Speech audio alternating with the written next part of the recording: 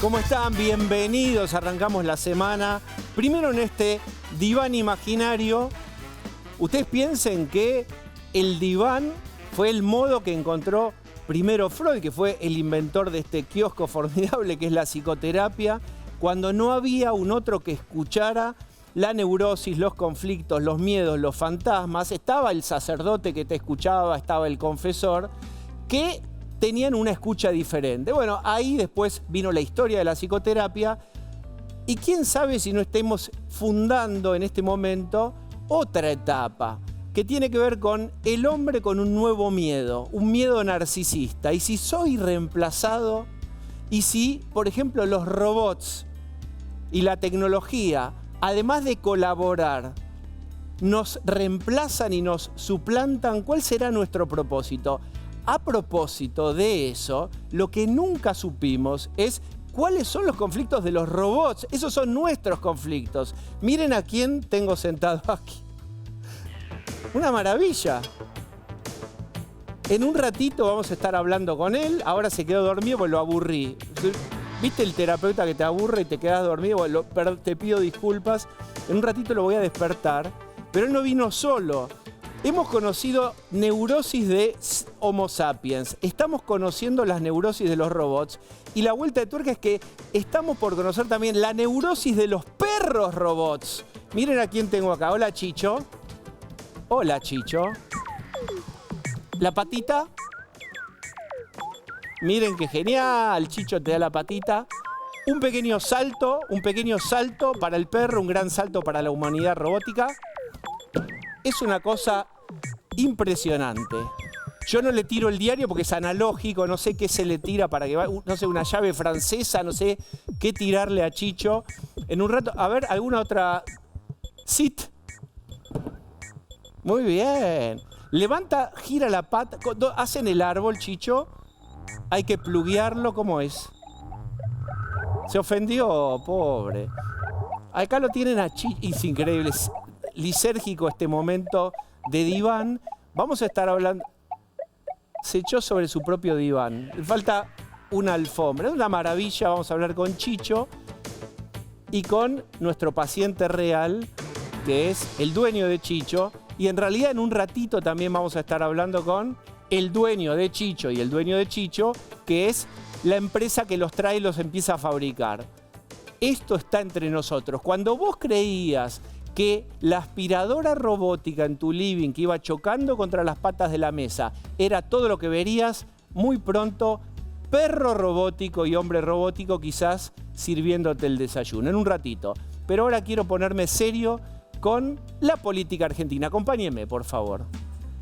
Porque hoy tuvimos un día muy especial en esto que es la conformación de la identidad de La Libertad Avanza. La Libertad Avanza es un espacio joven, un espacio político joven, y por los frutos lo conoceréis, es decir, por el desarrollo de su identidad. Vamos conociendo algunos rasgos. Es absolutamente dependiente y personalista del líder o de los dos líderes, que son los hermanos Milei. Y hoy pasó algo que es el día de la guillotina. Hoy se blanqueó, oficialmente lo dijo Milei en una entrevista, que Karina Milei utiliza ese instrumento medieval llamado la guillotina, que es disciplinador. Recuerden ustedes siempre que la guillotina no solo se usaba en privado y al amanecer, sino se usaba en la plaza pública, porque en la plaza pública había un auditorio que iba a ser disciplinado y que el horror los iba a disciplinar. Todos iban a ver cómo ese torso perdía su cabeza, que caía sobre una canasta, y ese horror producía disciplinamiento. A mí, en lo personal, que usen la metáfora de la guillotina, que use la metáfora de la ejecución que usó Milei para hablar de Marra, me espanta. Cero. Corrección política, cero. Nosotros mismos, los periodistas, hablamos de ejecución, lo ejecutaron, yo mismo digo, será fusilado al amanecer. Las metáforas de Milei a mí en lo personal no me asustan nada. Y vos, si es que lo votaste, podrías contestarme. A mí tampoco, porque lo compramos así, con las metáforas. Incluso esas que te pueden hacer sonrojar, que no son estas, son otras de mucho más voltaje. Para mí ahí no hay un problema. No hay un problema en el uso de la palabra guillotina, sino en otra cosa que tiene que ver qué pasa en las organizaciones cuando el disciplinamiento es extremo. Mira, hoy echaron al titular de ANSES porque en una entrevista mencionó que iba a haber una reforma previsional, es decir, una reforma de jubilados o de las jubilaciones. Me cuenta Gonzasí, después lo va a extender, que en realidad también lo echan por no haber pedido permiso para ir a una entrevista en un programa de televisión o de radio. Ese es el primer echado. Recuerdan que el anterior titular de ANSES, Giordano, también había sido echado. Giordano es el que descubrió el curro de los seguros de Alberto Fernández, es decir, ya tenía ganada su galleta y su medalla. Sin embargo, su esposa, su pareja, Alejandra Torres, en el Congreso, votó en contra de algunos incisos de la ley ómnibus. Parece hace 10.000 años, fue hace algunos meses, en realidad en el inicio del gobierno de Milei. Por eso, por lo de Alejandra Torres, fue ejecutado justamente y guillotinado Giordano. Bueno, ahora fue guillotinado el sucesor, que es de los Hornos. Bueno, también hay otro tema que llamó la atención y es la escalada de la pelea con Domingo Felipe Cavallo. Del imprescindible que era Cavallo al impresentable que hoy es, estoy usando la palabra de Milei. Milei se incomoda mucho cuando le señalan que hay retraso o atraso cambiario. Dijo Cavallo que había un 20% de apreciación de más del peso, hizo alguna sugerencia sobre el adelantamiento del levantamiento del cepo. Ahí yo te decía, cables eléctricos que incomodan muchísimo al presidente. Y hay algo que es importante. Milei tiene todo el derecho a elegir con quién trabaja y quién no trabaja, y tiene todo el derecho de echar o de dejar a quien le parezca. Si te torcés del rumbo, te tenés que ir, y si no, te quedás. Y también de elegir quiénes son sus amigos o sus enemigos. Eso entra dentro de la potestad de Milei. Es el qué. Yo quiero hacer un señalamiento acerca del cómo. ¿Cómo echás? ¿Cómo contestás? ¿Cómo adjetivás al que te critica? Que tiene que ver con la cultura política. Este gobierno no tiene intenciones de hacer solo una reforma fiscal. Viene por una reforma moral, por una batalla cultural. Es decir, viene a proponer una cultura nueva. Y a eso me quiero referir. Mira, en general el liderazgo o la autoridad que necesitas para liderar tiene dos orígenes. O por la admiración, o por el expertise, o por el éxito de un líder, o de un presidente de una compañía, o el presidente, o lo que quieras. Cualquier organización puede estar liderado por alguien que es admirado por sus colaboradores. En rigor, los estudios de organizaciones exitosas muestran que ese tipo de liderazgo por admiración es el que mejor funciona y mejor resulta. Cuando una organización no usa la autoridad que emana del éxito del conocimiento del líder, tiene en su caja de herramientas otra herramienta, que es el liderazgo vía disciplinamiento por el miedo. Un gobierno puede infundir admiración o puede infundir miedo en sus colaboradores. Y acá hay un punto que es al menos una pregunta que yo tengo.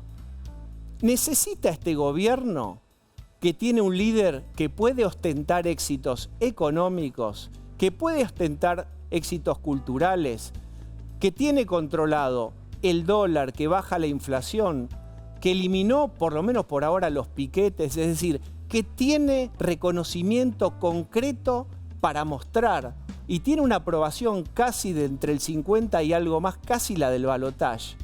Con todo ese equipamiento de imagen positiva que tiene Milei y la conformidad y admiración de sus colaboradores, mi pregunta personal es, ¿para qué saca de la caja de herramientas una herramienta que en general es usada por gobiernos que ostentan mayor debilidad o mayor inseguridad, que es el disciplinamiento vía miedo? Si tenés la admiración y el éxito acá para que toda tu organización te siga, ¿para qué utilizar y quemar una herramienta que está más asociada a otras patologías diferentes de otro tipo de gobiernos y organizaciones, que es el disciplinamiento vía miedo?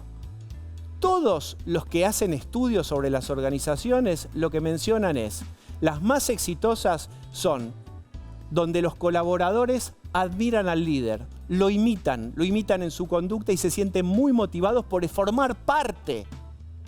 Las que menos funcionan son donde hay una disciplina vía miedo y terror.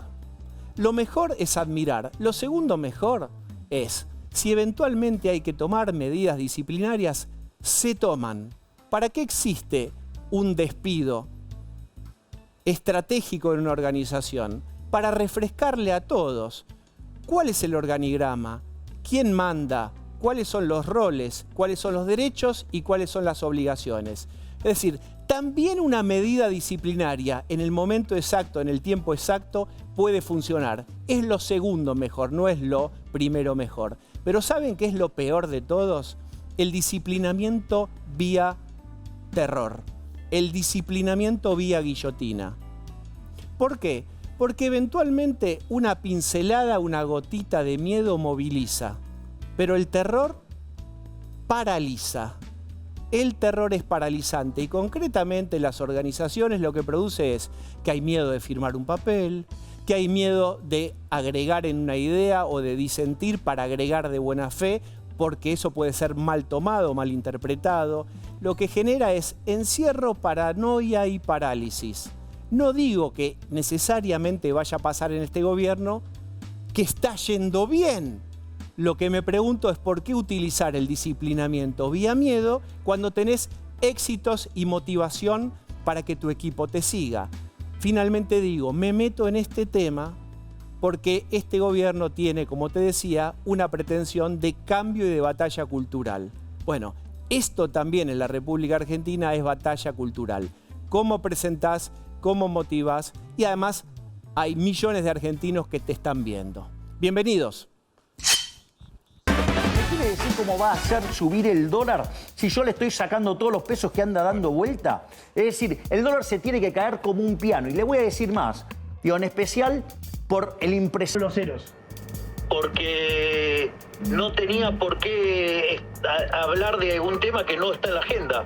¿A título de qué, digamos? O sea, la agenda política la determino yo, digo, no un funcionario de segundo orden.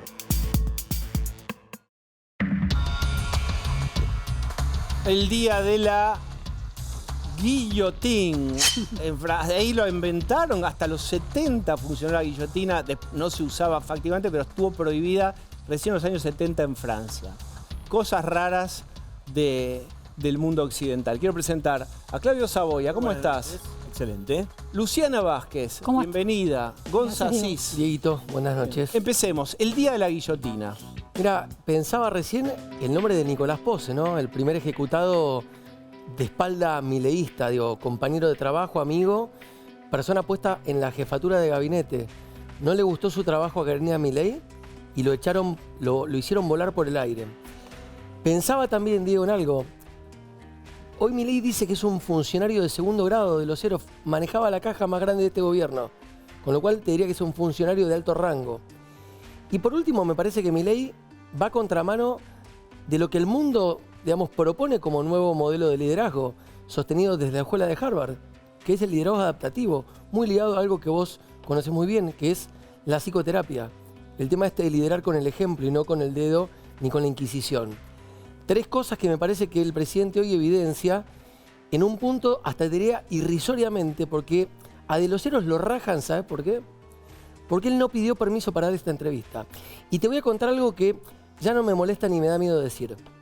Hoy cada vez que hablas con un funcionario para invitar a una entrevista, sienten un temor reverencial a la hermana del presidente. Salvo alguna rara excepción llamado jefe y alguno más, el resto tiene el mismo miedo que tenían los funcionarios de Cristina Kirchner cuando tenían que afrontar una entrevista a la hora de pedir permiso. Digo, te lo firmo con absoluta certeza.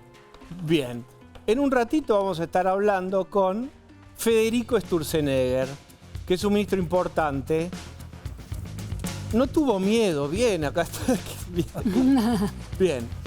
Vamos a Vamos a estar hablando de todo con Federico Sturzenegger. Luciana, ¿cómo viste esto? A mí me parece muy interesante esa confrontación con Cavallo, ¿no? Porque Milei, que se armó en los medios como un economista mediático, le costó ser aceptado por el mundo de los economistas. De hecho, todavía no termina de ser del todo aceptado. Milei no tiene doctorados del Ivy League, de Harvard, del MIT. Cavallo lo tenía de Harvard.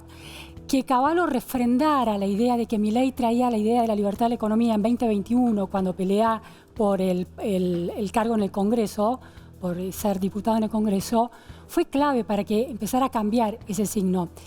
Y es tal el trabajo de Milei para convertirse en... Recordemos esto, Milei en su cuenta de X solo dice economista, no dice presidente de la Argentina. Milei tuvo que ganar la presidencia y domar la inflación usando el lenguaje libertario para que fuera aceptado y reconocido en el mundo de los economistas. Ahora que tiene esos laureles conseguidos, se da el lujo de, soltarle la mano a su mentor de alguna manera, por lo menos al que le dio credibilidad y prestigio. Es súper interesante esa construcción. Sí, señor. Claudio. Robespierre cortaba cabezas entre los revolucionarios de Francia. Es bastante común que en algún momento, cuando hay transformaciones muy fuertes, y sobre todo cuando no hay oposición, para mí es un dato importante esto, la entropía empieza a dirigirse hacia adentro, o sea, te rompe el sistema y sobre todo con una cuestión muy vertical que tiene el presidente. A mí me llamaron la atención dos cosas porque los casos son diferentes. El señor de los ceros venía marcado desde hace por lo menos 45 días. Por una cuestión más personal, más de ego. En el Ministerio de Capital Humano había cositas que ya medio no cerraban, pero sigamos. Como decía Gonzalo, esta es la entrevista en la que él termina hablando de una reforma previsional que estaba en los anuncios de campaña, pero desde luego no ahora y muchísimo menos en un año electoral. Eso le faltó timing al señor. No estaba pautada como parte de su discurso en cualquier entrevista. Él tenía un ok para hablar, pero no de eso, y mucho menos decir las cosas que dijo. Eso lo pasó por la guillotina, ya sabes cómo es. Distinto es el caso de Sonia Cavallo. Bien, Sonia Cavallo, que si tenemos a mano un tuit, lo podemos mostrar después, estaba súper alineada con este gobierno, embajadora en la OEA. Ahí lo tienen, en donde dice que es un increíble recibimiento en Estados Unidos a Milei, todo elogios. Ese fue uno de los últimos tuits de Sonia Cavallo, la hija de Cavallo, y abiertamente hoy Domingo Cavallo, obviamente fue cruzado por Milei, y después Milei respondió que sí, que le echó a Sonia Cavallo porque el padre no sé qué intereses tiene. La echó a la hija. O sea que en la justicia se llama vinculante eso. Siempre se habla de homicidio vinculante, esto es una guillotina vinculante, pues la echaron por algo que dijo su papá. Si sos machito, preguntale a... Aló, ¿quién está ahí? Diego Seigman, afuera. Si ya estoy afuera. Lo lamento en el alma, Diego, si pero ha sido ejecutado. No explores, ya es tarde. Pero hace Gonzalo rato. Asís, ejecutado. ¿Quién es jefe? ¿Guillermo Francella? ¿Quién es? Sería una gran decepción que Guillermo Francella, no comulgue con las ideas de las fuerzas del cielo. Lo único que no ejecuto es el presupuesto de obra pública para que la casta de la construcción no choree. El resto ejecuto a mansalva. Sonia Cavallo, afuera. Acá no hay lugar para nepotismo. ¿Pero qué tiene que ver el parentesco? ¿Por qué se mete? ¿Por qué usted hacha todo? A ver si tu viejo te da las 15, 20 lucas verdes por mes que se lleva un embajador. Pero ejecutada. Entonces, Lo hubiera pensado mejor tu papá antes de meterse con el derecho irrestricto al verticalismo total. Bueno, así como la inflación que le damos viajaba al 15.000%, la guillotina de Karina Robespierre es aún más veloz. ¿Sabés qué cantan? Los pibis de la misa de, del Gordo Dan? A ver. Escúchalos, ¿querés escucharlos? Sí, quiero escuchar. Jabo, corazón, acá tenés los pibes para la decapitación. Qué lindo, qué avance en la cultura política, muy bien. Están todos los funcionarios aterrorizados porque si no, se pasan de vivos. ¿Es así o acaso vos crees en cuentos de hadas en los que la gente te obedece solo por amor a la patria? No, bueno, yo le decía... Fernando Gago, ejecutado por no poner huevo y poner en la cancha, digamos, digamos, o sea, perder en la cancha de Racing. Y, también voy a firmar un decreto para suspender por 3 años la entrega de los premios Goya para que no haya zurdos pro-Palestina como Nahuel Pérez Vicayat diciendo estupideces. Ejecutado también. Ejecutado, muy bien. Sí. Aprovechá estos minutos que me tenés en frente a frente. ¿No me querés sugerir algún nombre? A ver, pensemos juntos. Aprovechá tus últimas palabras, Diego, antes de que tu cabeza esté en una canasta para pedir por la de otros, digamos. Así, con los ojitos para arriba siempre. Sí, ya lo limpiamos a Mariano de los Heros, que le regaló una tapa a los zurdos de Clarín, anticipando cosas que en todo caso no dependían de él. Porque yo sé cómo funciona esto. Me vi toda la temporada de 6-7-8. Sandra Russo y el Cuervo Larroque, digamos, o sea, dijeron, los de Clarín primero buscan a un funcionario ambicioso que a cambio de fama quiera tirar alguna bomba como ella, que queríamos subir la edad jubilatoria, y después arman una tapita con ese título para tratar de vender, digamos, o sea, sabiendo que ya no venden nada. Y abajo ponen el Papa viejito y tosiendo, para que la gente inconscientemente crea que quiero jubilar al Papa. Son de manual, son de manual. ¿Qué interpretación? ¿Usted cree que pero las tapas de la gente está armado así para que la gente Ricardo en el kiosco... Kirschbaum de Clarín afuera. Y arzobispo de Buenos Aires también. Y si le molesta, ¿saben qué? Armen un partido y ganen las elecciones. Está bien. Bueno. Está bien.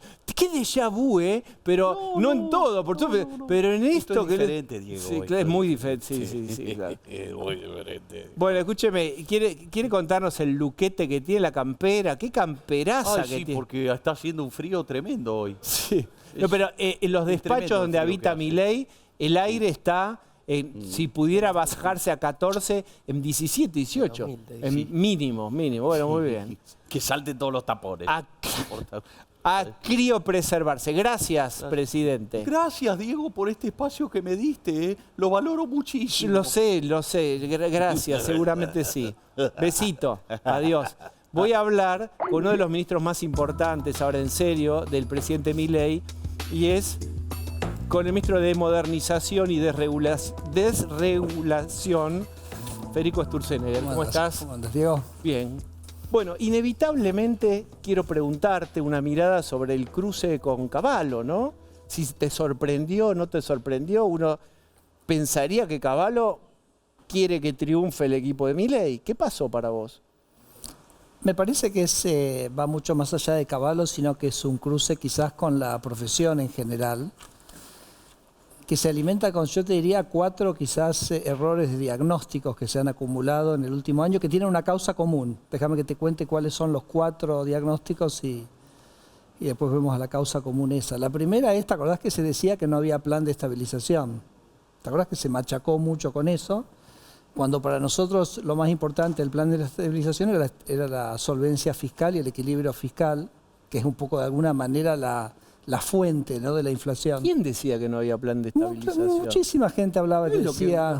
Sí, sí, muchísima gente. Y bueno, para nosotros la inflación fue de 25 a 2, o sea que ahí tenés un resultado.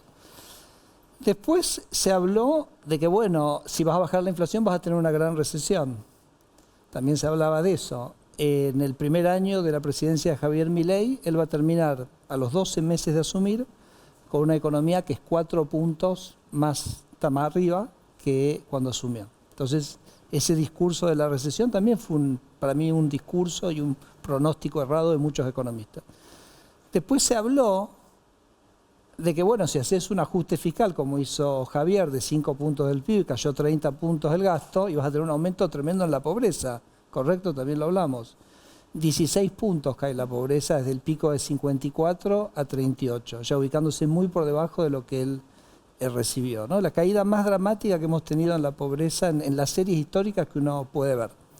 Entonces, ese discurso tampoco funcionó. Y el último, que también me parece que fue un poco de sobre fin del año, quizás un poquito más técnico, es que muchos economistas decían, bueno, va a haber un problema con la deuda. En enero va a haber un problema que los deudos, que los dólares esto, que los dólares aquellos. Bueno, en ese momento el riesgo país era 1.500 y el riesgo país es 600. ¿No? Entonces, como que se han ido, para mí, sumando una serie de errores de diagnósticos. Algunos los habrás escuchado más, otros menos.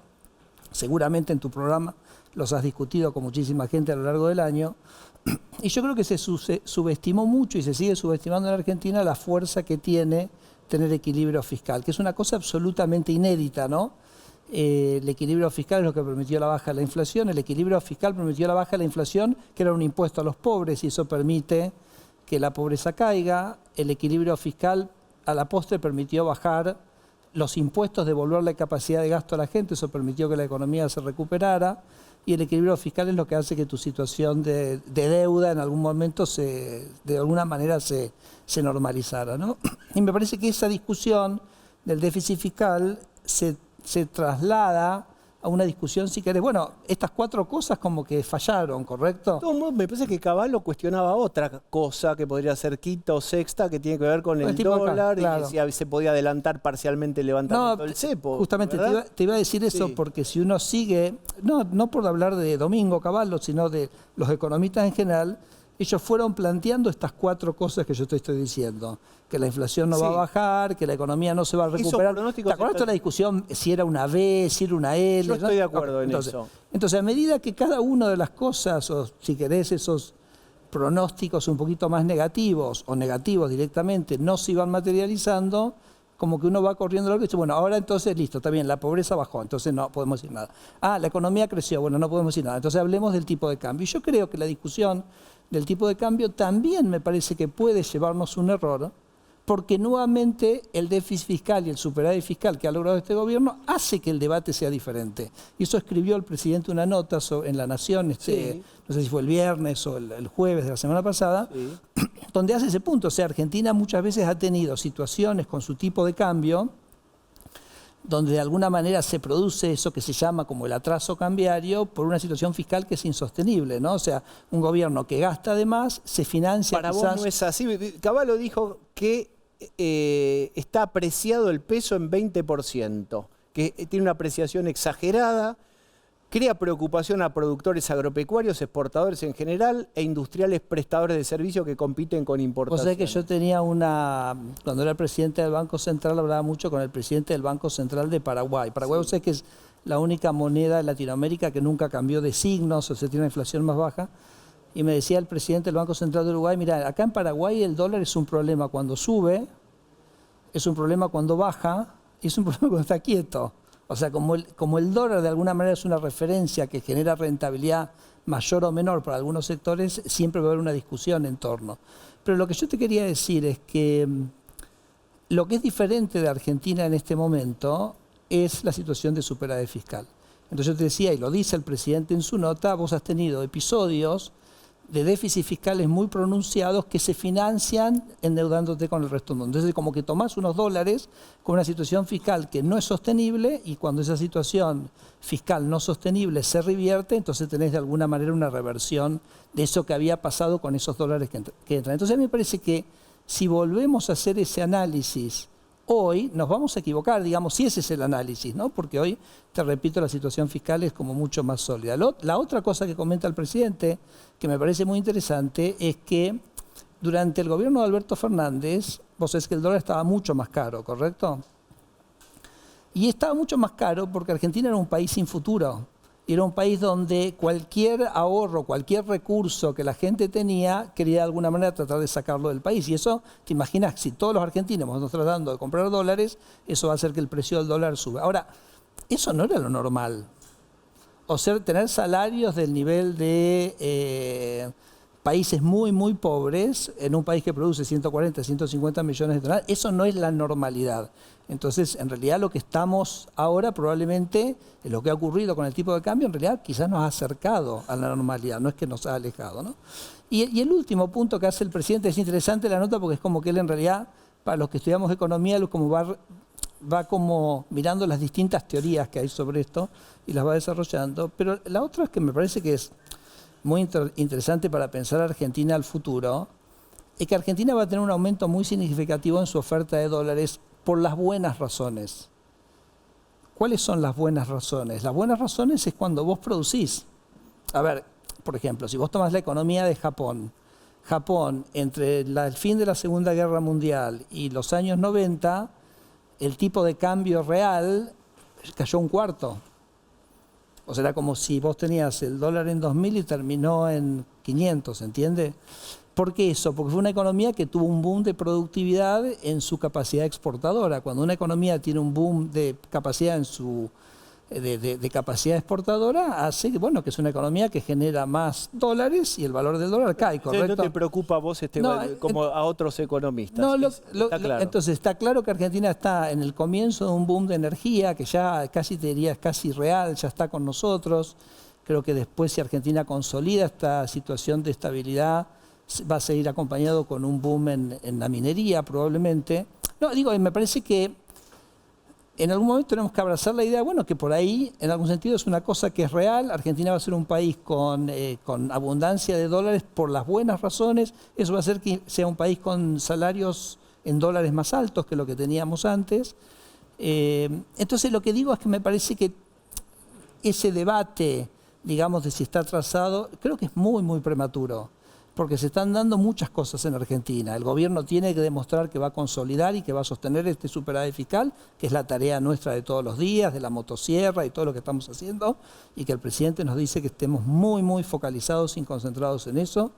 Estamos con la agenda de desregulación, que es la que nos va a permitir, ahora no vamos a ver, pero es la que nos va a permitir seguir con este boom de exportación. Entonces digo, tantas cosas están pasando que me parece, así como fue prematuro decir, no, la inflación no va a bajar, fue prematuro decir, no, la economía no se va a recuperar, fue prematuro decir, la pobreza no va a bajar, o fue prematuro decir, Argentina va a una crisis de deuda, me parece que es prematuro hoy decir. Me parece, ¿por qué no dejamos decir que hay un problema? Claro, decir que hay un problema con el tipo de cambio. Cuando se están dando un cambio tan estructural, que es que Argentina, después de decenas de años, por primera vez tiene superávit, y donde a su vez está dando quizás un shock productivo en el sector de exportación que es muy, muy interesante. Quiero meterme con la cuestión de desregulaciones, pero quiero preguntarte primero, que formás parte del gobierno, sos muy importante, esta idea de la guillotina, ¿cómo se vivencia internamente esta idea, esta cultura política? Explícitamente, lo pregunto porque lo mencionó hoy.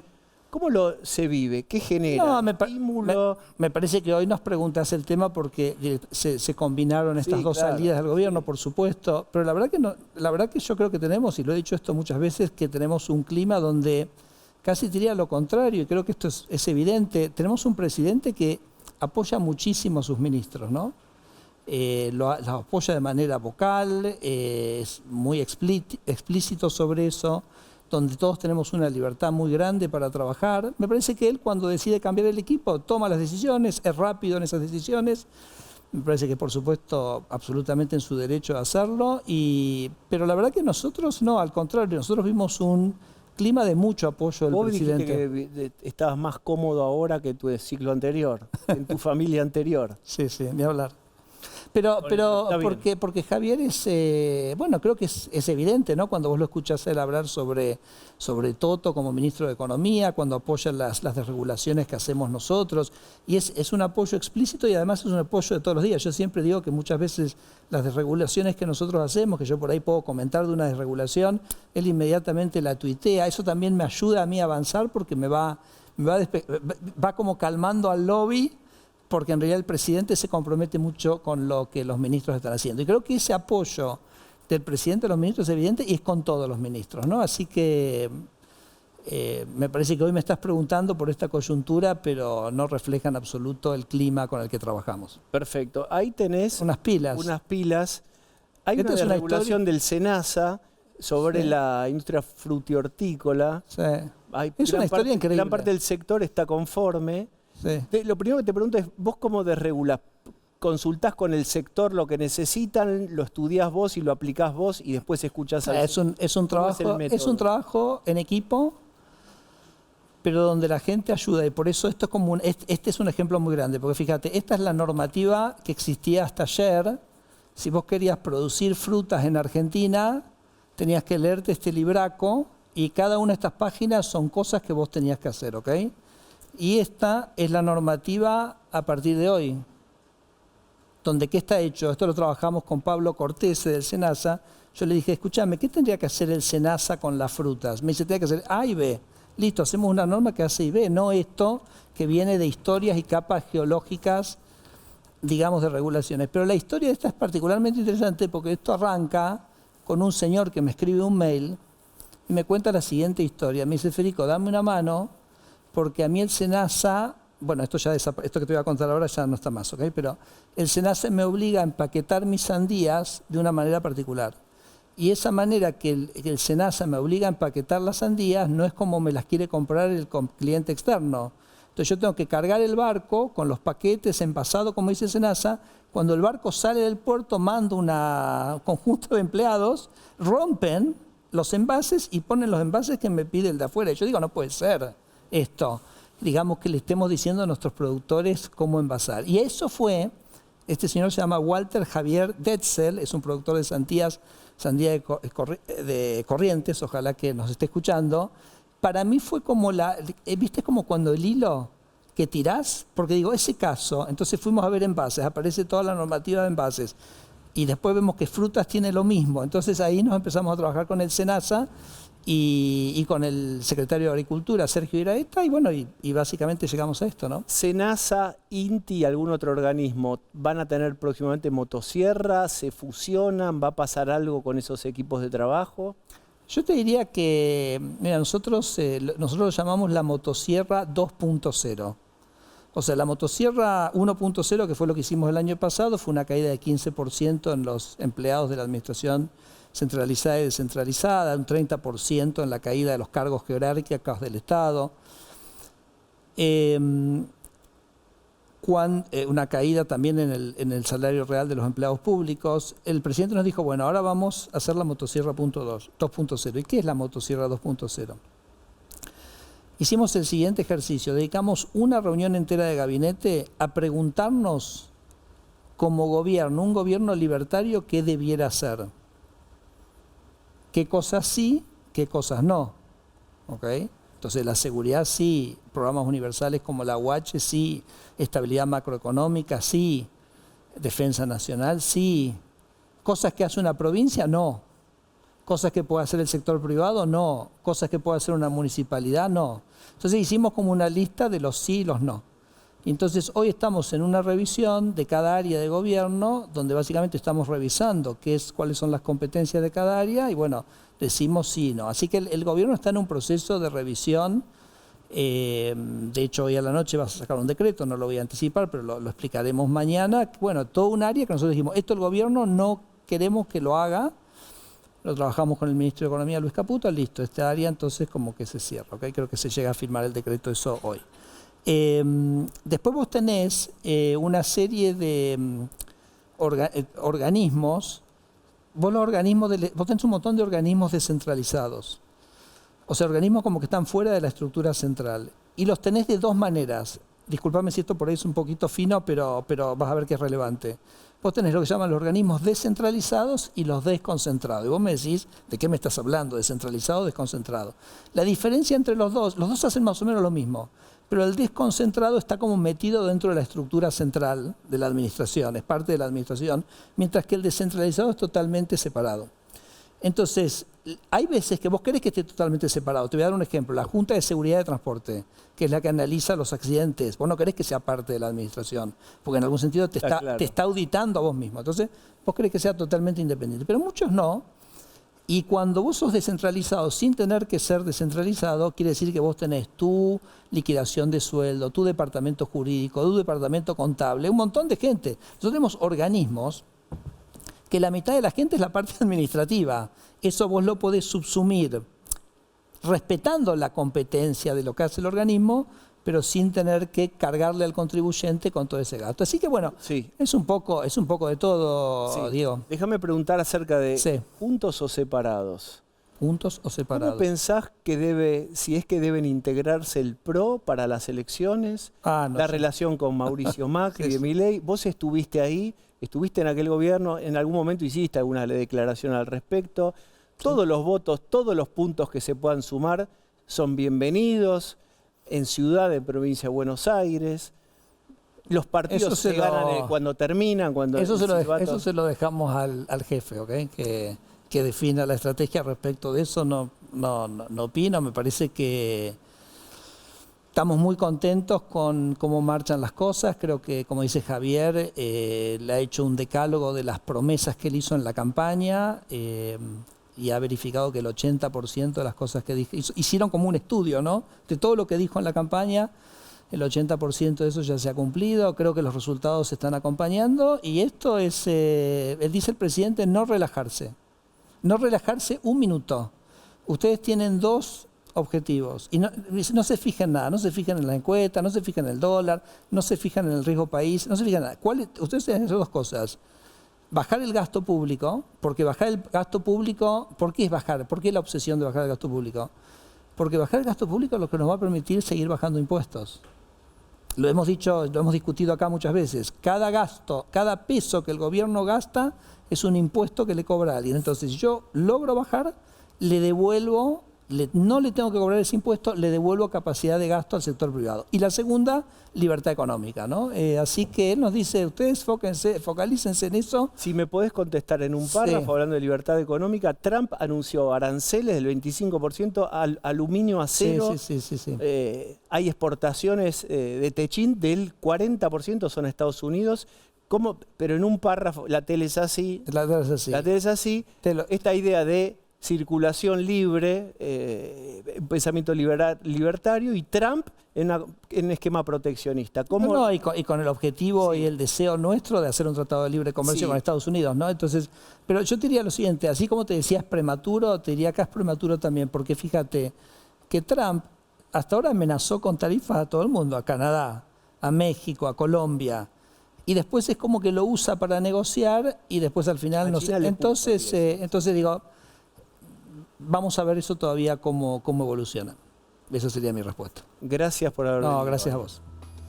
Inseguridad.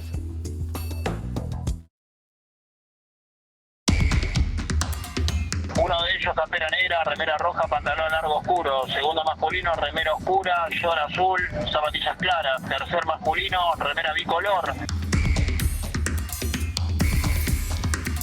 Estamos trabajando para resolverlo, pero hasta tanto no esté terminada la cárcel de Marcos Paz y podamos llevar presos que no tienen que estar en la ciudad porque no son de la ciudad, a las fuerzas políticas que chicanean.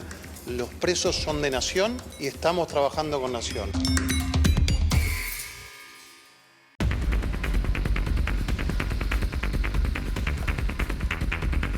Claudio Saboya, tremenda la pelea. Se mete para mí tremendamente también la disputa por la Ciudad de Buenos Aires, Waldo Wolf, Patricia, lo que está atrás de cada uno.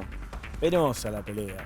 Penosa porque se están tirando con presos, se están tirando con robos, se están tirando con muertos, eventualmente, entre funcionarios que hasta hace pocos meses trabajaban juntos, que peleaban juntos por una oferta electoral, que después de las elecciones debían coordinar un poco frente a los vecinos, que son quienes padecemos los errores o los aciertos de sus políticas.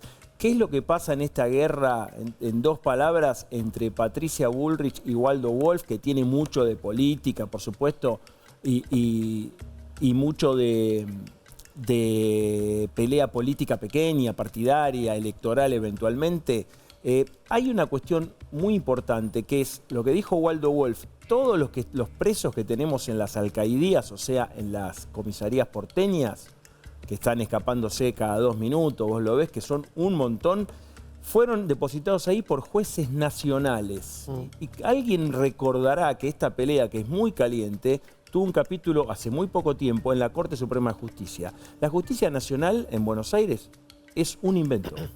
Es una rémora pre-reforma constitucional, porque a partir de... Perdóname, ahí lo tenés, ese muchachito acaba de robar un kiosco. Ahí está. ¿Qué juez, te estoy imaginando, qué juez es de la Ciudad de Buenos Aires, juez nacional?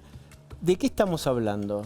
La justicia local porteña solamente tiene unas muy poquitas competencias. El juez común, normal, penal, en la Ciudad de Buenos Aires se llama nacional. Por lo tanto, depende de la justicia nacional, del Ministerio Nacional. Los presos que esos jueces determinan que tienen que estar encerrados dependen de la Nación y de Patricia Bullrich. Ahora, todo eso está mal. Pese a que los propios jueces no quieren pasar a la órbita de la justicia porteña, como en cualquier provincia. Esto es muy grande lo que pasa. No es menor, ¿eh? Es mucha plata, son cuestiones de poder tremendas. Hay una resistencia a todas las cámaras de acá de la Justicia Nacional porteña frente a lo que dijo la Corte Suprema de Justicia. Resisten, no quieren pasar. Pero la cosa es, ¿quién paga esto? Porque la Ciudad de Buenos Aires, como ninguna ciudad grande del mundo, va a tener una cárcel dentro de su predio, como tiene hoy la de Devoto. Por lo tanto, está pagando en la ciudad de Marcos Paz un anexo para que los presos de la Ciudad de Buenos Aires vayan ahí.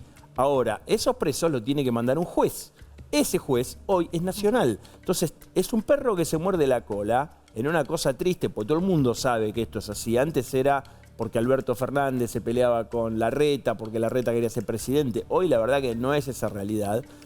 La inseguridad está carcomiéndose las calles, no solo de la provincia, y hay que tomar una resolución ya que no sea de cuarta. ¿Qué decís? Bueno, ahora arranco por lo más picante, ¿querés? Sí. Frases de mesa chica de Ciudad de Buenos Aires. A ver. Patricia no se los lleva. Arrancan con eso.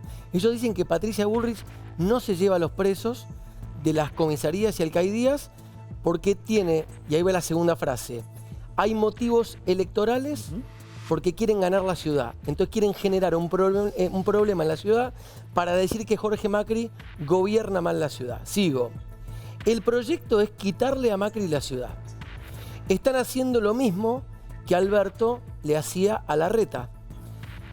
Y dicen esto, es una decisión política textual, joder a la ciudad con esta situación. Eso Ahora, dice la gente de Mesa Chica de Jorge Macri. De Jorge Macri. Ahora, vamos a los números, ¿querés? Sí.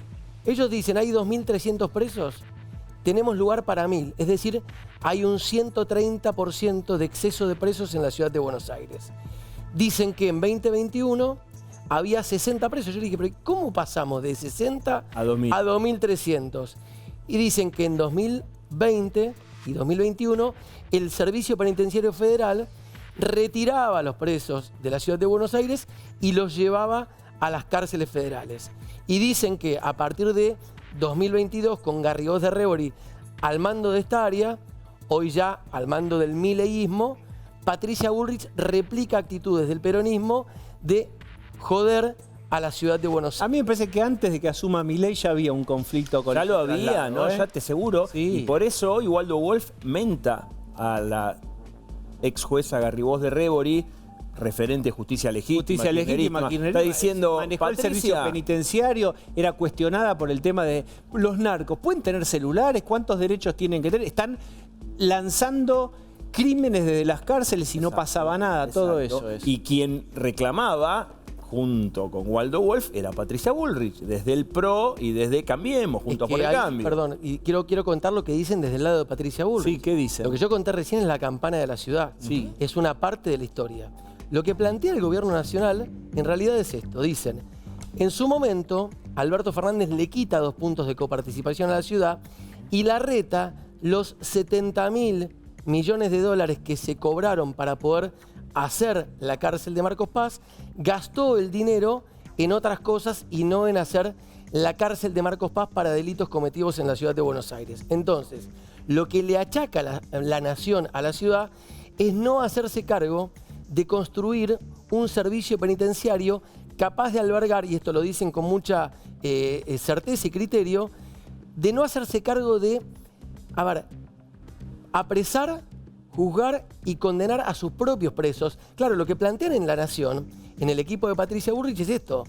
¿Por qué la Nación Argentina, los cordobeses, los santiagueños, los chubuteros, con el IVA de la polenta, de Tucumán, le tienen que pagar el servicio por eso carcelario? yo comencé con la pelea grande. Sí, ¿no? esperá.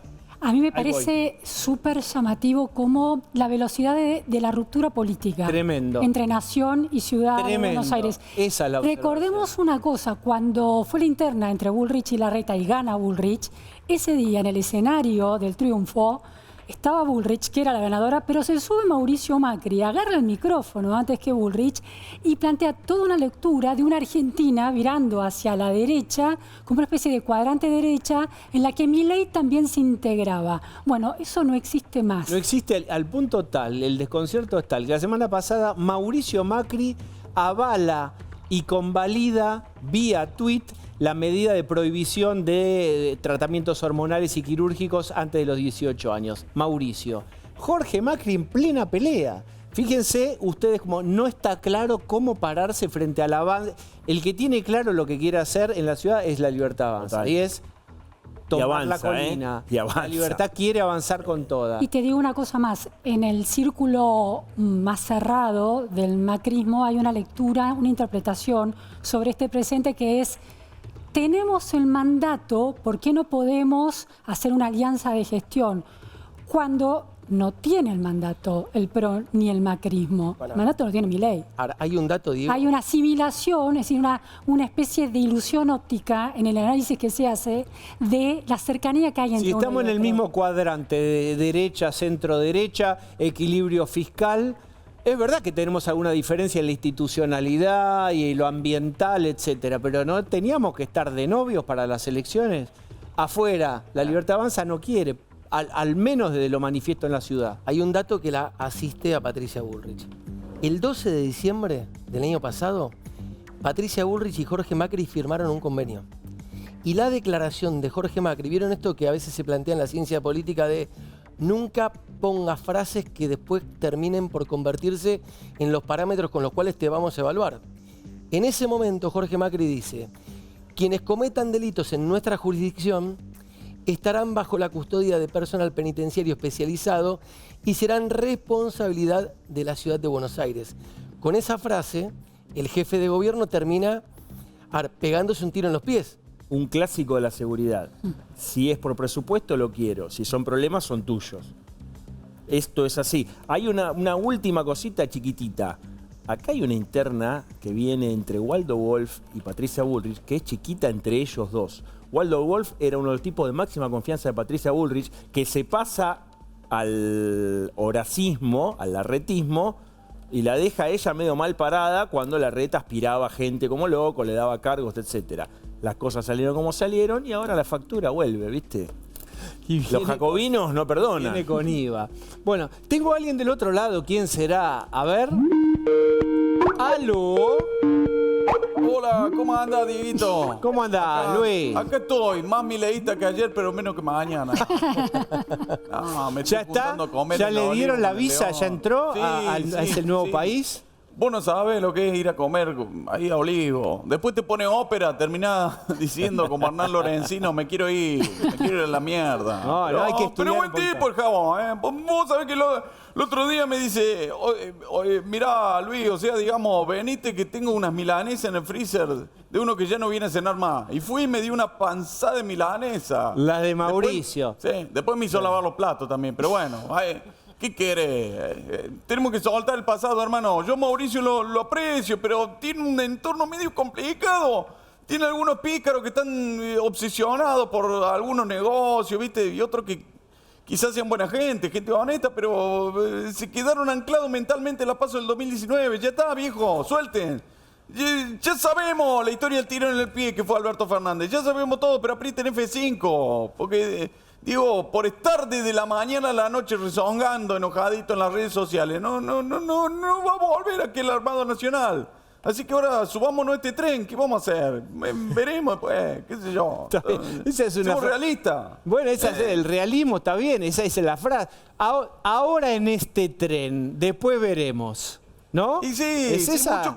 pero muchos candidatos de menos del 15% de intención de voto, con eso vamos a hacer algo superador. Entonces no queda otra que apoyar al presidente, porque, ojo, nunca subestimemos al peronismo, ¿no? Porque ese sí que en unos meses nomás se recupera, se juntan todos y ojo, mirá que puede pasar lo que tanto lloran en el 19, por hacer berrinche cualquier cosa, por ser una máquina de llanto permanente, después terminar con Kicillof en la Rosada, Ojo. Bueno, ojo. por eso, nada está escrito, nada. Mirá lo que pasó en Ecuador. Mirá lo que yo conozco ahí. Bueno. Todos recordamos eso. Los mercados se hicieron percha hoy. Y bueno, ¿qué querés? Bueno, ¿cuál es el sueño de Luis Juez, que es ser gobernador de Córdoba por Milei, el representante de Milei en la tierra cordobesa, Luis Juez? ¿Ese es el punto? Y sí, que se me dé una vez en la vida. Diego. Por favor, una vez. El señor una vez. intendente, ¿quién le puede quitar a Luis Juez el sueño de ser Mirá, gobernador después de haber pero sido bueno, intendente? ya los que la ven se dan cuenta. Dieguito Valenzuela, el Colo Santilli, Montenegro, Mar del Plata, ya está casi como Lilia Lemoyne. Pero ¿cómo es ese momento de clic interno Pato, psicológico Adorni, donde Pedro se rompe esa porque la culpa, yo para mí me la imagino como una membrana. jodamos con el purismo. Por eso, pero Claro. ¿cuándo se rompe la membrana de la culpa y dice yo era fiel a ese espacio político que era Juntos por el Cambio, la relación con ¡pric! Se rompe y ya sin culpa la libertad avanza? Y cuando te tira la carta Karina. Ya está. ¿Qué querés? Gobierno de Te dice- científico. No, te dice, está bien aspectado. Está Te bien dice, está bien aspectado, está bien aspectado. No, bueno. Está muy bien. Eso es... Elijo creer, ¿sabe qué? Elijo creer. Me tengo que mojar alguna vez. Chale. Alguna vez me tiene que tocar. Ahí está. Bueno, Así. bueno, Luis. Ya está. Muchas gracias, Dale, chao. Adiós. Bueno, volvemos a la economía, que fue uno de los temas del día, en relación con la mirada de Cavallo, la mirada de los econochantas, así lo llama Milei, y mucho tiene que ver con cuál es el momento exacto para levantar el cepo, cuál es el momento exacto para arreglar con el Fondo Monetario.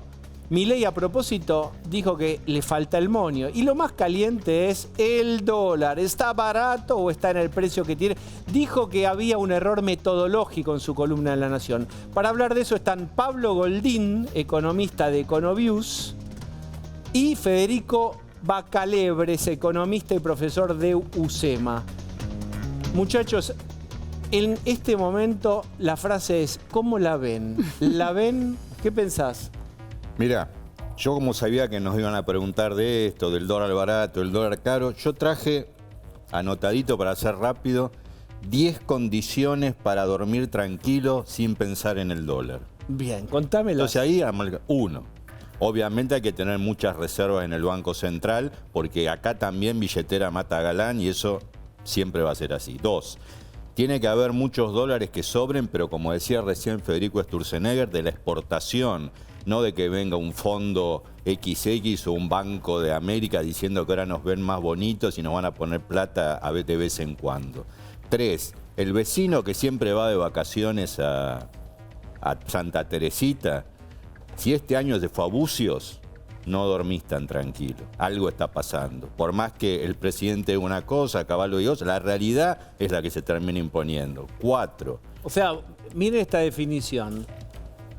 Si aquel que iba a la costa argentina pasa a Bucios, y malo. algo Ajuste. ¿Por como qué? diría ¿Por qué Barassi, sería así? raro.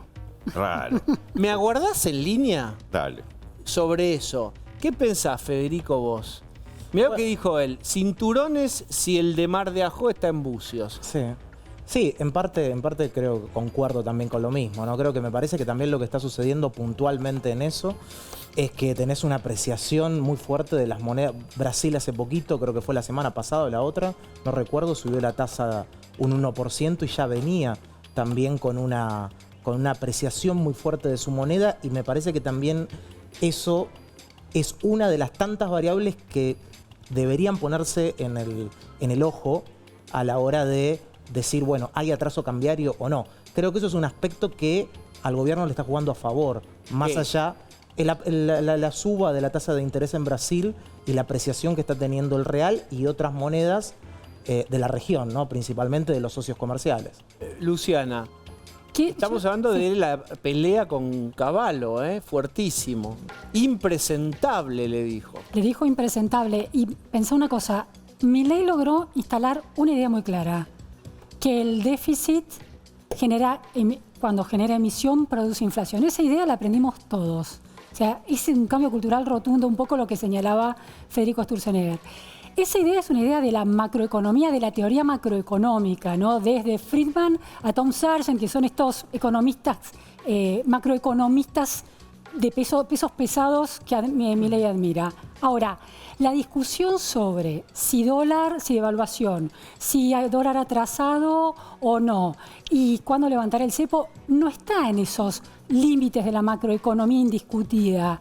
es política económica arbitraria siempre. Un gobierno puede tomar un camino u otro y ahí entran a discutir todos. El problema es que Milei quiere trasladar la lógica de principios macroeconómicos irrefutables a la política económica que él sostiene. En ese encontronazo, ahí se produce el encontronazo con Cavallo. Pablo. El tema, interrumpo un poco los 10 puntos porque así lo vamos a hacer. El tema del déficit fiscal y del superávit fiscal, como reaseguro de que esta vez es diferente, es lo mismo que cuando vos, suponete, vos querés comer queso y dulce.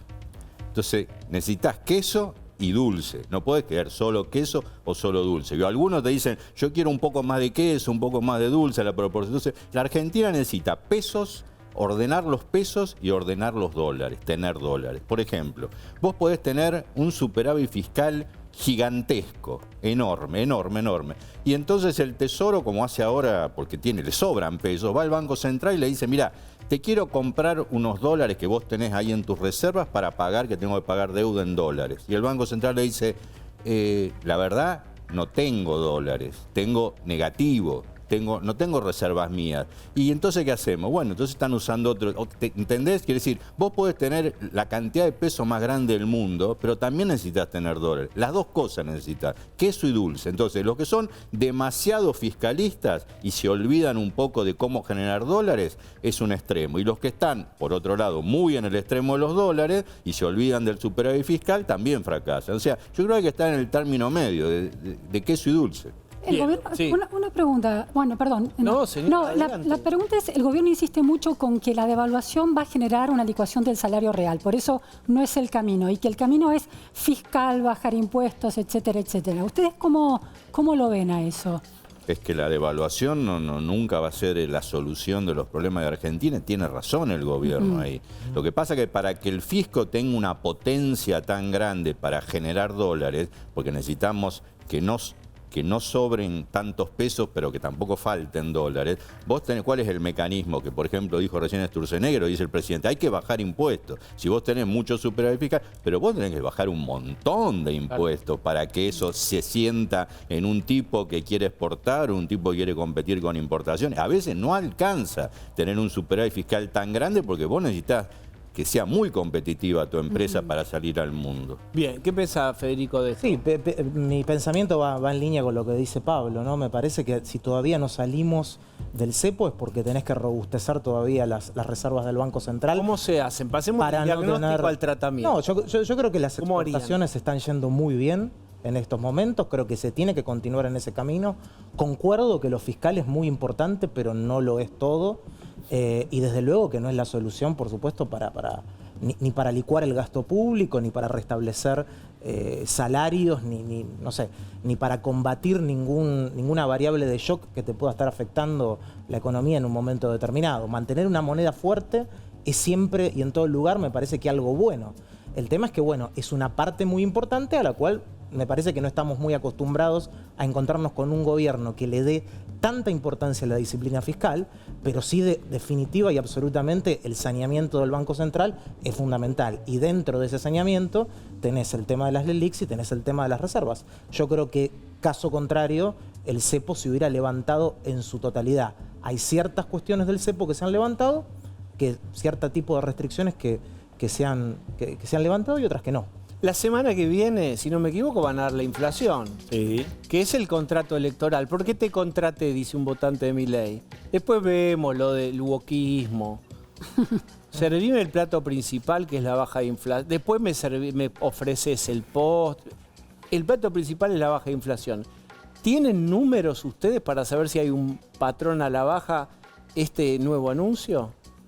Lo podés ver de dos primero. La tasa de inflación claramente bajó. Desde la estratosfera del verano pasado, ahora estamos en 2 y pico %. Nosotros relevamos inflación y estamos en enero y febrero posiblemente 2 y pico, por ahí anda la inflación. 2 y pico es un mundo entre 2,2 y 2,8. 2 y pico, 2 y poco. No, ponele 2 y medio. Vamos a redondear 2 y medio. Ahora, ¿eso es mucho o es poco?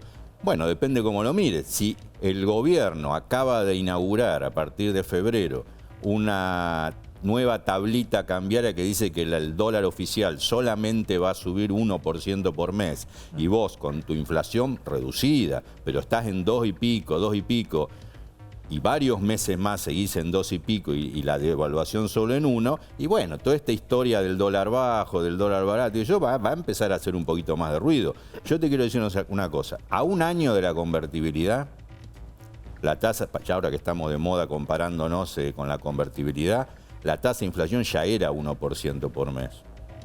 A un año no de lo mismo, pero nada que ver, pero del gobierno de Néstor Kirchner, después del 2002, a principios del 2003, fines del 2002, la inflación ya era 1% por mes. O sea, este gobierno, como decía recién Sturzenegger, que no tenían plan de estabilización, han bajado la inflación, pero no han sido tan exitosos como otros planes de estabilización. Todavía falta. Y si ellos se pusieron el cinturón en 1% por mes de evaluar solamente, tienen que apurarse. Yo creo que para estar tranquilos, pero ¿cómo antes de... Bueno. Porque el argumento del tren, del gobierno, en otras palabras, esto es un tren de 25 vagones que venía a 140 por hora. Frenarlo no lo frenás en 100 metros. Esto tarda, la inflación va a tardar en bajar. ¿Vos creés que este tren pesado y de muchos vagones y tan rápido no está frenando lo suficientemente lento? Cuando vos te pones como objetivo de evaluar 1% por mes en esta economía que todavía no está madura, todavía no está aceitada, no es Suiza esto, entonces te impones sí o sí bajar la inflación y todos los precios de la economía tienen que lo antes posible bajar al 1 por mes. Yo te diría, si antes de junio la tasa de inflación no empieza con 1, en vez de 2 y pico, empiece con 1, y va Cavallo va a volver a... El fantasma de Cavallo y la convertibilidad y el atraso cambiario va a empezar otra vez a sonar. ¿Qué decís vos? Un dato y una pregunta. Cuando le preguntás esto al gobierno, decís, ¿cómo hizo Israel, por ejemplo, para bajar de 400% a 16% la inflación con Shimon Peres en 2 meses? Y dicen, Argentina no tiene, como sí tiene Israel, acceso al crédito y reservas. Respuesta del gobierno. La pregunta que yo quería hacerles a los dos, a ver si nos pueden dar una respuesta, porque como decía Diego, en definitiva lo que la gente que está viendo la tele en casa le importa es que no le suban los precios. Y los monetaristas ortodoxos desatienden mucho el factor emocional de la inflación, que es la expectativa. A Macri, cuando él pasa el dólar de 9 pesos a 13,5, 14, ¿se acuerdan? Apenas arranca, él siempre decía, no, los precios ya aumentaron, la gente no va a volver a aumentarlos. Devaluó y a través de la devaluación hubo un nuevo proceso de suba de precios. Que me parece que lo que Milei tiene miedo que pase es eso, que es perder con la inflación si devalúa. Pero absolutamente, eso es así. Sí, yo creo que las condiciones con respecto a ese momento, al gobierno de Macri, son muy diferentes. A ver, yo pensaba en el atraso cambiario. Lo más reciente que recuerdo es el 2015, donde el atraso cambiario era muy evidente, y pensaba también en la época de la convertibilidad, donde tenías tipo de cambio fijo, importaciones totalmente detonadas, que muchos dólares se te iban por cuenta corriente. Déficit total. Déficit total, vos hoy no lo tenés, y tampoco tenés el sector externo desde el punto de vista de las exportaciones, que hoy el sector exportador no está viviendo un mal momento, aún con la limitación que te da que tenés dentro del cepo, porque algunos sectores de la economía acceden, eso es real, digamos, a los dólares financieros y otros no. Con lo cual, en un principio, concuerdo igualmente con Pablo, que esto lo estamos diciendo al día de hoy. Hay que ver cómo viene la dinámica. Creo que lo que él menciona del crawling peg al 1% es una sola cosa, dentro de un montón de cosas que hay que contemplar, pero definitivamente eso va a hacer ruido. No sé si en junio, antes o después, pero definitivamente si no ves que una tasa que converge, no lo vas a tener. Y en mi opinión, en línea con lo que decía él, como para agregar algo más, me parece que es fundamental lo que le decía antes, ¿no? Ver qué pasa con el Banco Central. Tenés un montón de obligaciones comerciales que son dólares que el Banco Central va a tener que poner, y por otra parte tenés que ver cuánto levanta con el tema del campo, fundamentalmente en el primer semestre, que es cuando acumula dólares. Gracias a ambos por haber venido. A la vuelta de una tanda que va a ser breve, el perro robot y el humanoide en vivo para ustedes. ¿Ellos van a reemplazar a tu perro, acaso? Se los voy a preguntar. Momento caliente en la televisión argentina. Ahí lo tenés. Está nervioso porque sabe que vas a ir al aire. Ahí lo tenés. Después de la tanda, vamos. Claro, güey.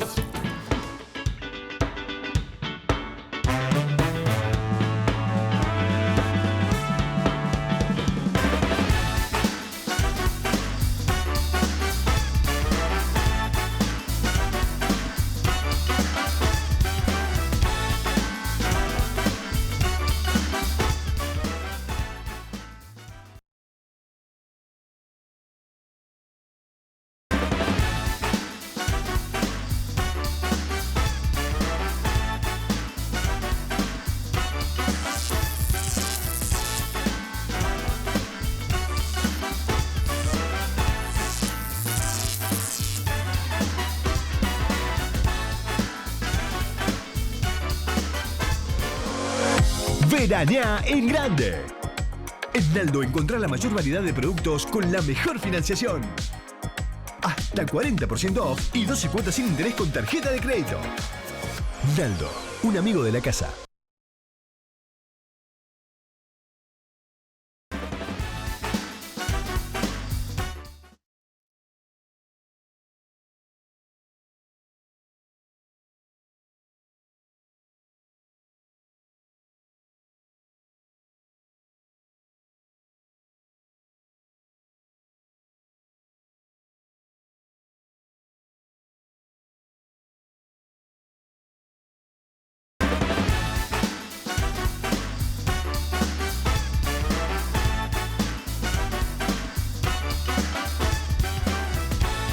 Bueno, con ustedes, Chicho. Aquí está Chicho. Hola, Chicho.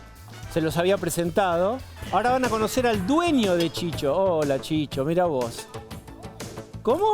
Mira lo que hace. Mirá. Mimos. Vamos, pancita. Rascale la ¿Querés que panza. te rasque la pancita? Sí, Le rasco la pancita a Chicho. Sí. Pero está también... ¿Cómo se llama él? Él es Gabriel. Por ahora, pero solamente por ahora, es el dueño de este señor cuyo nombre todavía no conocemos. Hola. Y de Chicho. ¿Qué son? Hola, Gabriel, ¿cómo estás?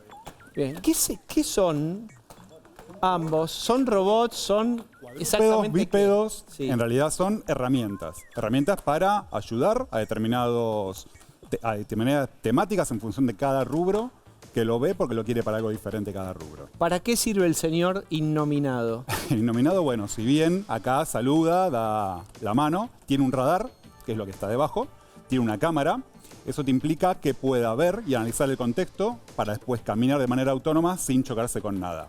Eso si bien es el ser humano lo más complicado de imitar en la naturaleza, hay herramientas mejores, con un perfil más bajo de gravedad, con mayor estabilidad.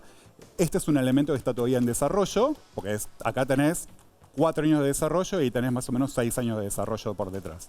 Bien. Y si uno lo quiere sacudir, tiene cierta estabilidad todavía. Mirá cómo se quiere librar.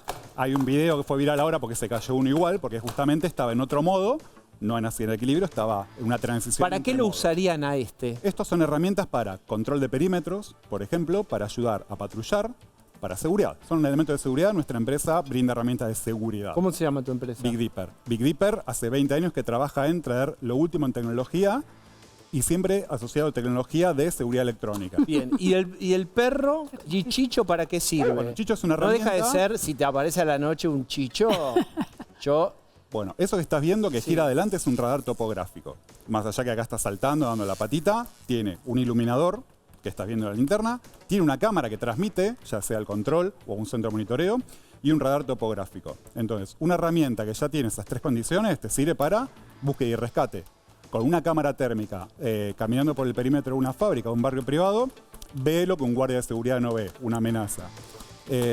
Fuerzas Especiales lo quiere para, por ejemplo, llevar armamento no letal y terminar una toma de rehenes en 2 segundos tirando pimienta en una habitación. ¿por qué tiene forma, para la familiaridad, supongo, que tenga forma de cuadrúpedo y de perro?